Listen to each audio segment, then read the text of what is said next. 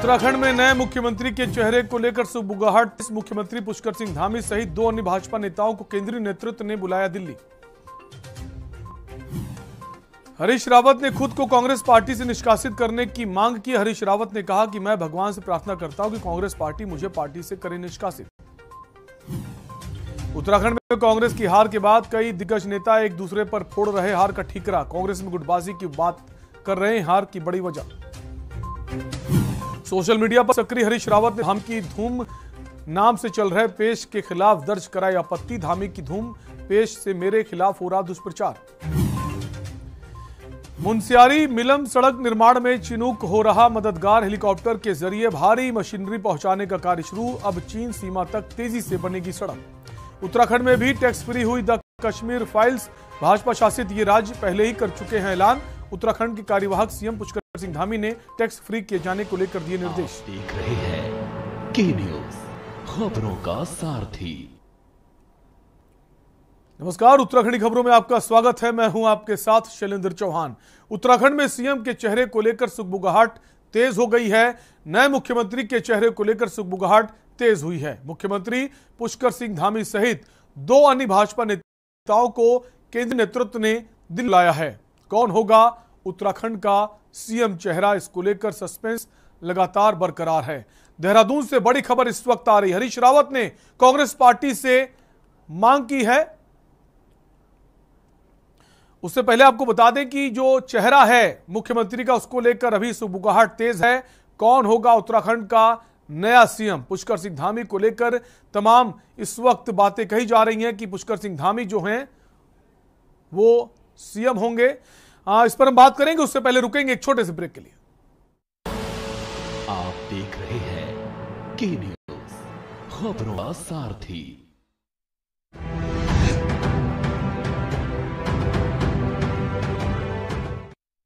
जुबान के लिए उड़ चला गैरों की ज़मीं पर, खुशबू अपने पन की ढूंढता। दूर कितना भी जा, इस जुबान से दूर ना जा पाओगे। विमल, बोलो जुबान केसरी। सोचिए मत, मेरी और पूरे हिंदुस्तान की तरह आप भी समर कूलर और होम अप्लायंसेस लीजिए और बेफिक्र हो जाएगी।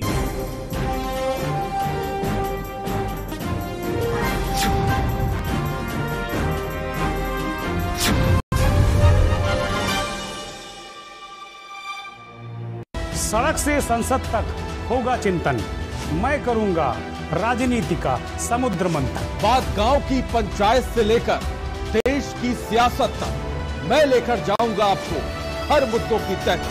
जनता के मुद्दों से रास्ता है हमारा, आईना सच का दिखाना जज्बा है हमारा। मैं उठाऊंगा आपकी आवाज, सरकार से करूंगा आपके सवाल। सरकार के दावों की होगी पलटा, मैं बताऊंगी आपको खबरों का आंखों देखा हाल। हर तरफ है सियासत का नजारा, तैयार हो चुका है चुनावी अखाड़ा। जनता के मुद्दों को उठाते हैं हम, हकीकत से रूबरू करवाते हैं हम।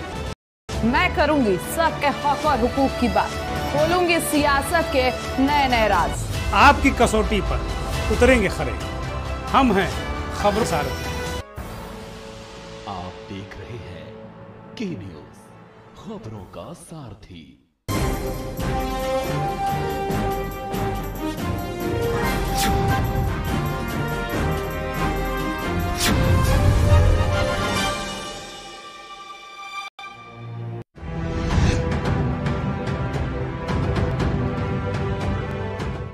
करें अपने जीवन को कृतार्थ, सुने श्रीमद् भागवत कथा रोज प्रातः 6 बजे मेरे साथ सिर्फ के न्यूज इंडिया।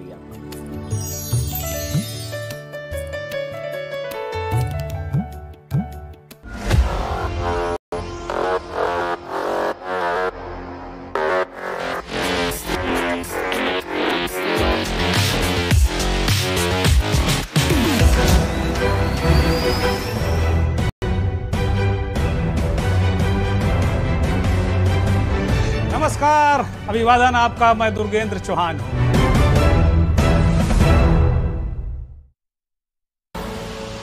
आप देख रहे हैं के न्यूज, खबरों का सारथी। ब्रेक के बाद एक बार फिर आपका स्वागत है। तो हम बड़ी खबर की बात कर रहे हैं। उत्तराखंड के सीएम को लेकर अभी भी आपाधापी है। अब जो नाम है अभी फाइनल नहीं हो पा रहा है। पुष्कर सिंह धामी का नाम जो है उसको लेकर और कई नाम चर्चा में हैं। बहुत जल्द तस्वीर साफ, ऐसा कहना है तमाम नेताओं का, लेकिन कौन होगा उत्तराखंड का सीएम, इसको लेकर लगातार बैठकें चल रही, सस्पेंस बरकरार है। इसी खबर पर हमारे साथ दिल्ली से हमारे रेजिडेंट एडिटर अमित दुबे जुड़ गए हैं और साथ ही साथ उत्तराखंड से भी हमारे ब्यूरो चीफ जुड़ेंगे राजेश वर्मा। सबसे पहले अमित आपके पास आएंगे। जो उत्तराखंड के सीएम को लेकर चर्चाएं तेज हैं, क्या लग रहा है कौन से नाम पर मुहर लग सकती है या फिर चौंकाने वाला फैसला हो सकता है जिसके लिए केंद्र सरकार जानी जाती है? देखिए, सबसे बड़ा सवाल यही है, आज भी पूरे दिन मीटिंगों का दौर खासतौर पे जारी रहा। चाहे हम बीजेपी ऑफिस की बात करें तो बीजेपी ऑफिस के अंदर खासतौर जो बैठक हुई, जेपी नड्डा की अगुवाई में बैठक हुई, वहाँ तमाम लोग मौजूद थे। पार्लियामेंट के अंदर बैठक हुई, वहाँ पे तमाम लोग मौजूद थे। चाहे अमित शाह की बात करें, अनिल बलूनी की बात करें या पुष्कर सिंह धामी की बात करें। और उसके बाद फिर वहाँ पुष्कर सिंह धामी निकले और बलूनी के घर पे पहुंच जाते हैं और उसके बाद मदन कौशिक जो है वो वहाँ जेपी नड्डा के यहाँ पहुंच जाते हैं। और सबसे बड़ी चीज, लेकिन अभी तक जो है बीजेपी पसोपेश की स्थिति में, इसमें कहीं कोई दो राय नजर नहीं आती। लेकिन सबसे बड़ी चीज कि यहाँ पे तमाम सर्वे जरूर किए जा रहे हैं। अमित शाह के द्वारा भी सर्वे किया जा रहा है, BL संतोष जो कि केंद्रीय संगठन मंत्री, उनके द्वारा सर्वे किया जा रहा है। दूसरी तरफ अगर हम बात करें तो लगातार बीजेपी जो है तमाम अन्य स्रोतों से भी अपने सर्वे कर रही है। राजनाथ सिंह और मीनाक्षी लेखी को ऑब्जर्वर बना रखा है। लेकिन सवाल वही है कि आखिरकार सीएम कौन होगा, क्योंकि बीजेपी के लिए भी डिसीजन नहीं है। पुष्कर सिंह धामी को अगर जीत का इनाम दिया जाता है तो उसमें भी कई सवाल उठ सकते हैं और इस बात को पार्टी बखूबी जानती है। न सिर्फ सवाल उठ सकते हैं बल्कि उपचुनाव भी यहाँ पे होना तय हो जाएगा, क्योंकि एक सीट खाली करानी पड़ेगी और पुष्कर सिंह धामी को विधायक पद के लिए चुना जाना तय होगा। 6 महीने के अंदर वक्त होता है, 6 महीने के अंदर जरूर कहीं ना कहीं से पुष्कर सिंह धामी को सीट जीतनी होगी। तो कई सारी चीजें जो है वो लगातार पेज दर पेज फंसी हुई है, जिस वजह से पार्टी अब तक डिसीजन नहीं ले पाई है। जी बिल्कुल। राजेश हमारे साथ बने हुए उत्तराखंड से। राजेश, आपके पास आएंगे। क्या लग रहा है, जो नेता हैं जो रेस में हैं वो अपनी सियासी गोटियां चलने लगे हैं, पूरी कोशिश है कि हमें मौका मिले?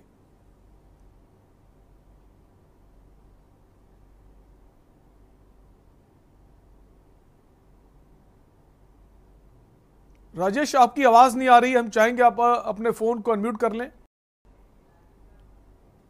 राजेश, एक बार हम चाहेंगे आप अपनी आवाज चेक कर लें। वापस आएंगे आपके पास। अमित हमारे साथ बने हुए लगातार दिल्ली से। अमित, जैसे सबसे पहले पुष्कर सिंह धामी का नाम सबसे पहले चर्चा में था कि उत्तराखंड में बीजेपी आती, पुष्कर सिंह धामी को दोबारा मौका दिया जाएगा। कई मंचों से बड़े नेताओं ने तारीफ भी की। उसके बाद 2 नाम चर्चा में आए। एक है आपका, अगर बात करें धन सिंह रावत की, दूसरी सतपाल महाराज की। एक और नाम अब जुड़ गया है, वो है अनिल बलूनी का। क्या लगता है कौन सा नाम सबसे ज्यादा रेस में आगे है अगर पुष्कर सिंह धामी को हटा दें?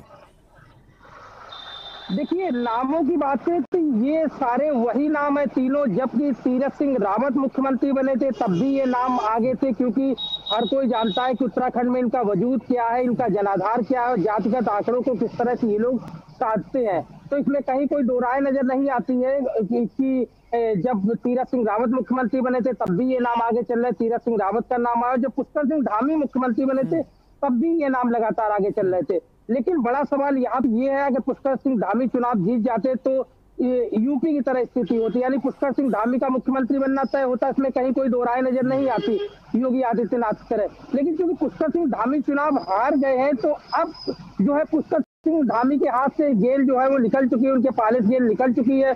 और ऐसे में केंद्रीय नेतृत्व और प्रदेश नेतृत्व को भी तय करना है कि आखिरकार इसके आगामी परिणाम क्या होंगे, क्योंकि 2024 में न सिर्फ चुनाव है बल्कि उत्तराखंड एक ऐसी जगह रही है जहां बीजेपी ने भी अपने 5 साल में 3 मुख्यमंत्री बदले। क्या इस तरह की स्थिति फिर आएगी? और इस तरह की अगर स्थिति आती है तो बीजेपी जनता को क्या जवाब देगी?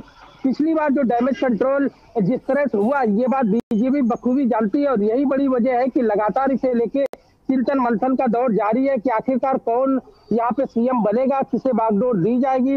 तमाम सर्वे जो है वो लगातार कराए जा रहे हैं, चाहे वो आरएसएस के माध्यम से हो, बीजेपी के माध्यम से हो या अन्य चीजें हो। तो वही चीजें बार बार बाहर निकल के आ रही है कि बैठकों का दौर है, चिंतन मंथन है, लेकिन अब तक पार्टी किसी का भी नाम उत्तराखंड सीएम के लिए नहीं तय कर पाई है। जी अमित, अगर बात करें कि जो क्षेत्रीय संगठन है, जो उत्तराखंड का जो बीजेपी का संगठन है, वो काफी कुछ डिसाइडेड होगा या फिर जो गेंद है वो केंद्र का जो नेतृत्व है उसके पाले में है, जो केंद्र चाहेगा वही होगा? देखिए, बीजेपी में सबसे बड़ी चीज यही है कि जो केंद्र चाहता है वही होता है। हर डिसीजन जो है वो यहाँ से तय होता है। यहाँ तक कि भले ही तमाम नामों को एमएलसी का चुनाव हो, विधानसभा का चुनाव हो, प्रदेश लेवल जो है वो तमाम नामों को लेकर माथापच्ची करता है, लेकिन अंततः बैठक जो है वो केंद्रीय चुनाव समिति की ही होती है, जहाँ पे निर्णय लिए जाते हैं कि आखिरकार कौन चुनाव लड़ेगा, कौन चुनाव नहीं लड़ेगा। और जब चुनाव लड़ने से लेके और मंत्रिमंडल विस्तार तक की रणनीति जो है वो बीजेपी केंद्र से तय करती है, इसमें कहीं कोई दो राय नजर नहीं आती। हालांकि जहां जहां प्रदेश के संगठन है, प्रदेश की अपनी भागीदारी होती है और प्रदेश के चीजों को भी नजरअंदाज नहीं किया जाता है, इसमें भी कोई दो राय नहीं है। चाहे वो उत्तराखंड का हो या यूपी का हो, क्योंकि तमाम ऑब्जर्वर प्रभारी, चुनाव प्रभारी जो बनाए जाते हैं वो भी केंद्र से ही जाते हैं, तो वो पहले ही मोटा मोटी एक खाका तैयार कर लेते हैं और उसके इर्द गिर्द ही चुनाव समिति घूमती है। और खासतौर पर अमित शाह जो कि बीजेपी के चाणक्य माने जाते हैं, तो उन्हें हर क्षेत्र में, चाहे वो यूपी की बात करें, उत्तराखंड की बात करें, हर जगह को न सिर्फ ध्यान रखते हैं बल्कि छोटी छोटी नॉलेज भी उनके जहन में बिल्कुल। और खासकर जो बड़े नाम हैं उनका रिपोर्ट कार्ड उनके पास रहता है, कौन कितना मजबूत है, कौन कहाँ कमजोर है, इस सब केंद्र को पता है। अब कुछ दिन बाद तस्वीर साफ हो जाएगी। बहुत बहुत शुक्रिया अमित तमाम जानकारी के लिए। तो बात कर रहे थे उत्तराखंड का जो सीएम का चेहरा है वो कौन होगा, उसको लेकर पशोपस की स्थिति बनी हुई। ब्रेक का वक्त है, फौरन लौटेंगे। आप देख रहे हैं के न्यूज, खबरों का सारथी।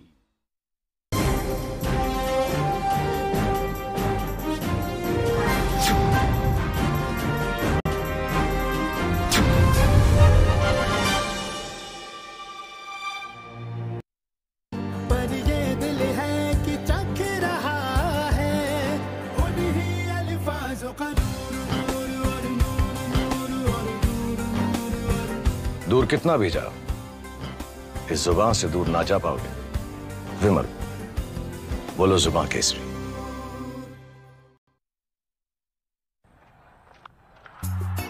Yes! Yes! Yes! In your face, loser. See you in soccer.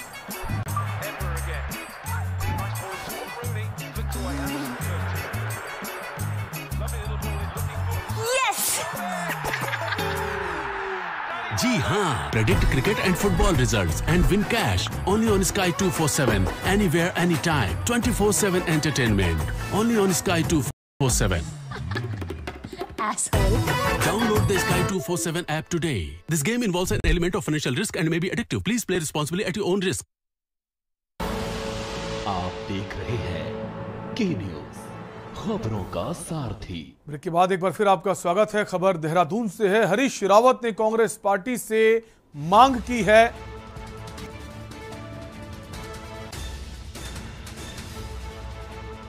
Congress party मेरे ऊपर लगे आरोप के आलोक में मुझे करे निष्कासित। जो आरोप है उसको लेकर निष्कासित करे, हरीश रावत ने कांग्रेस पार्टी से मांग की है। खुद को कांग्रेस पार्टी से निष्कासित करने की मांग की गई है उत्तराखंड के पूर्व सीएम हरीश रावत की तरफ से। करारी हार के बाद शुरू हुआ है ये हंगामा। कांग्रेस पार्टी मेरे ऊपर लगे जो आरोप हैं उसको देखते हुए मुझे निष्कासित करे।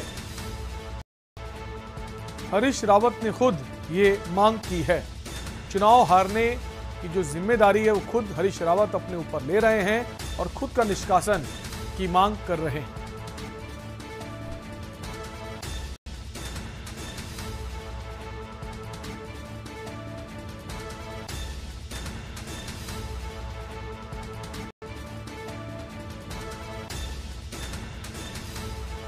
और इसी खबर पर हमारे ब्यूरो चीफ उत्तराखंड से राजेश वर्मा जुड़ गए हैं। राजेश, हरीश रावत का ये कहना कि पार्टी मुझे ही निष्कासित कर दे, कैसे देखें? क्या ऐसा लग रहा है कि पार्टी एक्शन ले सकती है, इससे पहले खुद से बयान दे देना, या फिर कुछ और इसके पीछे कहानी? बिल्कुल शैलेंद्र, मैं बता दूं कि जिस तरीके से हरीश रावत का बयान आया है वो चौंकाने वाला आया है। इससे पहले भी कई बार उसने ये कहा है कि जब अगर मैं चुनाव हार जाता तो मैं घर पर ही अपना समय बिताऊंगा जब तक पार्टी मुझे कोई अगला आदेश नहीं देगी। लेकिन इस तरीके से इस बार 2022 की करारी हार जो है वो कांग्रेस को देखनी पड़ी। तो वहीं पर जो है कई आरोप जो है वो जो है हरीश रावत के ऊपर जो है उन्हीं के खेमे के लोग लगा रहे हैं। उन्हीं के जो भाई और मित्र कहने वाले जो है रंजीत रावत, उन्होंने उनके ऊपर आरोप लगाए कि उन्होंने चुनाव के दौरान जो है टिकटों को बंटवारे को लेकर के पैसे जो है वो लिए हैं। ये आरोप रंजीत रावत का है और उसी को देखते हुए उन्होंने आज एक बयान दिया है कि अगर ऐसा साबित हो जाता है तो मैं राजनीति से संन्यास ले लूंगा, या जो भी जो है निष्कासित जो है मैं हो जाऊंगा, यानी जो पार्टी मुझे आदेश देगी तो मैं उसके लिए सर्वसर्वा पार्टी की बात मानूंगा। तो कहा जा सकता है कि एक आरोपों का दौर जो है वो कहीं ना कहीं अब पार्टी में देखने को मिल रहा है। और पार्टी में जिस तरीके से घमासान चल रहा है, क्योंकि हार के बाद एक जो आपसी मतमुटाव है वो पहले भी देखने को मिला कांग्रेस में, और एक बार दोबारा जो है कहीं ना कहीं इस तरीके की बयानबाजी जो है वो कांग्रेस को और डाउन कर रही है प्रदेश में। शैलेंद्र, राजेश, क्या माने आप, क्या लगता है जो ये आरोप हैं, कितना दम नजर आ रहा है इन आरोपों में? बिल्कुल शैलेंद्र, देखिए ये आरोप और प्रत्यारोप का सिलसिला तो लगातार हम काफी लंबे समय से कांग्रेस में देखने को मिला है, और यही मुझे लगता है कि सबसे बड़ा कारण जो है कांग्रेस का जो है वो हार कर रहा है, क्योंकि एकजुटता जो है वो कांग्रेस में दिखाई नहीं दी। और यही वजह रही कि टिकट बंटवारे से लेकर तमाम जो आपसी मतभेद था वो खुल करके सामने आया, और जिसका खामियाजा जो है वो कांग्रेस को भुगतना पड़ा। और कांग्रेस कितने कॉन्फिडेंस में थी शैलेंद्र की, उसको लगता था कि उसकी सीटें जो है वो 35 से 40 जो है वो प्रदेश के अंदर आएगी, लेकिन जिस तरीके से आप देख सकते हैं कि 19 सीटों पे जो है कांग्रेस सिमट गई, तो कहीं ना कहीं बड़ा झटका जो है वो कांग्रेस को लगा है। लेकिन ये भी कहा जा सकता है कि जो पहले की जो उम्मीद थी, यानी कि जो 2017 के हमने चुनाव देखे हैं, तो उसमें लगभग 11 जो है विधायक चुन के आए थे, लेकिन इस बार जो है बड़ी बढ़ोतरी जरूर हुई है शैलेंद्र। 19 विधायक जो है वो कांग्रेस के होते हैं, लेकिन एक कहा जा सकता है कि जो टीम है, यानी कि जो सामने सरकार है, यानी कि भाजपा की बात है, तो विपक्ष भी थोड़ा बहुत मजबूत हुआ है। लेकिन कांग्रेस को इतनी उम्मीद नहीं थी कि जो उनकी टिकटें हैं उनकी इतने 19 तक सिमट जाएगी, क्योंकि कांग्रेस लगातार कॉन्फिडेंस में थी। कांग्रेस को लगता था कि फुल बहुमत की सरकार जो है वो एक बार कांग्रेस की दोबारा आ रही है। लेकिन यही हाल देखते हुए जो हार का ठीकरा है वो कहीं ना कहीं हरीश रावत के ऊपर जो है वो उन्हीं की पार्टी के लोग फोड़ रहे हैं, और इसी तरीके के आरोप और प्रत्यारोप जो है शैलेंद्र देखने को मिल रहे हैं। और आगे देखते रहिए कि आगे भी इसी तरीके के आरोप जो है वो देखने को मिलेंगे। राजेश, क्या लगता है केंद्र का जो नेतृत्व है, सरकार जो है वो, कांग्रेस की अगर बात करें तो कांग्रेस पार्टी की अब क्या कोशिश होगी कि किसी तरह इस मामले को सुलझाया जाए आपसी सूझबूझ से, ताकि पार्टी को नुकसान ना हो, क्योंकि 2024 की लड़ाई अभी बाकी है? बिल्कुल शैलेंद्र, क्योंकि आगे निकाय चुनाव है 2023 में होने हैं, और जिसके चलते जो है अगर अभी से मतभेद जो होगा उसका खामियाजा कांग्रेस ने बहरहाल भर दिया है। और मुझे लगता है कि अगर इस तरीके की राजनीति दोबारा अगर देखने को मिलती है, यानी कि आपसी मतभेद और जिस तरीके से कलह निकल करके आ रहे हैं, एक दूसरे के ऊपर आरोप लगाया जा रहा है, तो ये कहीं ना कहीं पार्टी के लिए बहुत घातक साबित होगा। और दूसरी बात ये भी है शैलेंद्र की जो अभी पार्टी को जिस तरीके की करारी हार मिली है कांग्रेस को, उसमें चिंतन और मंथन की बजाय कि आपसी ही लड़ाई देखने को मिल रही है। और आज मंथन करना चाहिए कि आखिर हार कैसे हुई है, और जैसे भी हो इस विवाद को निपटाने और सुलझाने की कोशिश में जो केंद्र का नेतृत्व है कांग्रेस का, वो इस पर जरूर कदम उठाएगा। बहुत बहुत शुक्रिया राजेश तमाम जानकारी के लिए। तो बड़ी खबर आपको देहरादून से बता रहा है, हरीश रावत ने खुद को निष्कासित करने की मांग की है।